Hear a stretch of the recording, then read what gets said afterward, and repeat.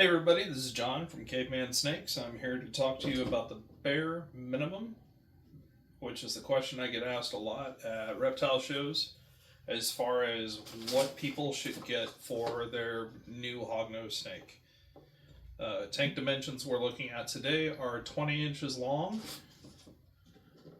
by 10 inches deep by 9 inches tall. It's going to have a secure lid on it. And this just slides in right here. They come with little locks, but I've noticed that most of the time, 90% of the time, there's that one time the snake got out. They've done studies, 60% of the time, it works every time. That doesn't make sense. You don't need the little lock. One of the things we're going to look at is, outside of that, is going to be the heat pad. So you're going to want underbelly heat is what I recommend for my animals.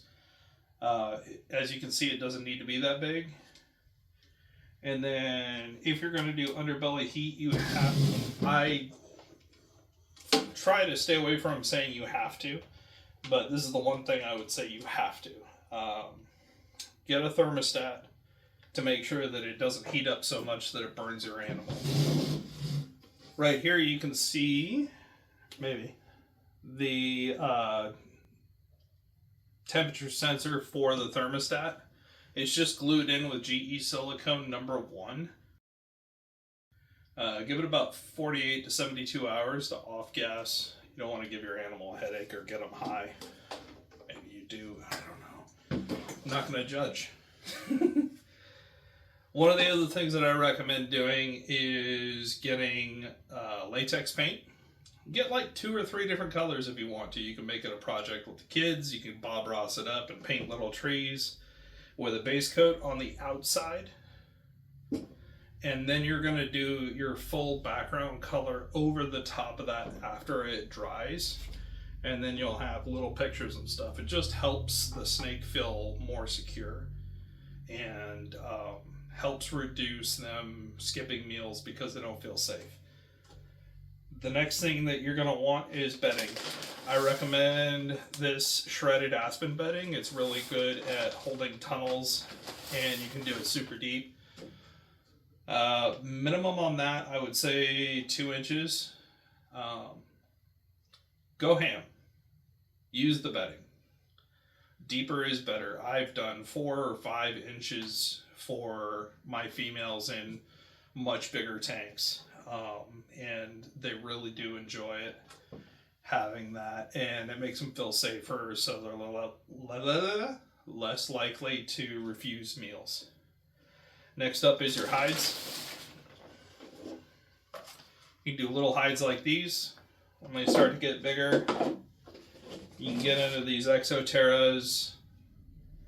You can also do things like get semi-opaque deli cups and just cut a hole in the front and then go in, or get fully opaque ones. And the setup on this is going to be one on the hot side, one on the cold side, and I just put a water dish in the center. These are gold. These are, what, 8-ounce cups? I think they are the 8-ounce shorts. And when your animal is smaller, like when you get it from a show, this is going to be the 2-ounce. Yeah, 2-ounce souffle cup. One of the things that you can do is when you get them at a show, generally they're going to be younger. Let's see if we can get somebody without me getting bit. This is the one I get the most questions on, but for no reason, nobody's picked her up yet. So this is a good size little enclosure for her. Probably coming up on too small. But you could take your container about this size and put it just like a quarter on the heat pad and keep her in here with 2 little hides. She's probably a little too big for this. No, she'll be fine. And you just keep her a quarter on the hot plate. Back in you. and she'll be fine as she puts on weight and grows up. Okay, let's see. We did latex paint, bedding, hides, water. Cool. We'll go over this real quick. Appropriate animal size. This is an adult male hognose. This is one of my oldest hogs. And as you can see, stretched out, he does not get longer than this plus this. That's generally a good rule of thumb. You don't have to give him a ton of space. You can go down to any hobby store and buy like fake ivy and branches and stuff.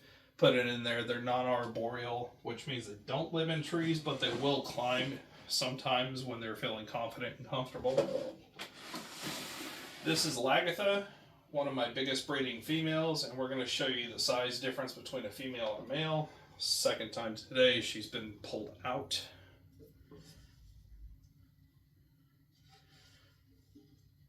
She's not cooperating. But you can see she's bordering on that much room. So she's almost too big for this. So when I say bare minimum, that is what it is. It's bare minimum. Go bigger, but don't go crazy with it because you can stress your animal out to the point where they won't eat anymore. Painting the sides of the tank and giving extra deep bedding, like 4 or 5 inches for an animal that's newer in your home, can do a lot to make sure that they're comfortable when you first get them in there. They don't require UVA or UVB. They do not require humidity. You can give them soaks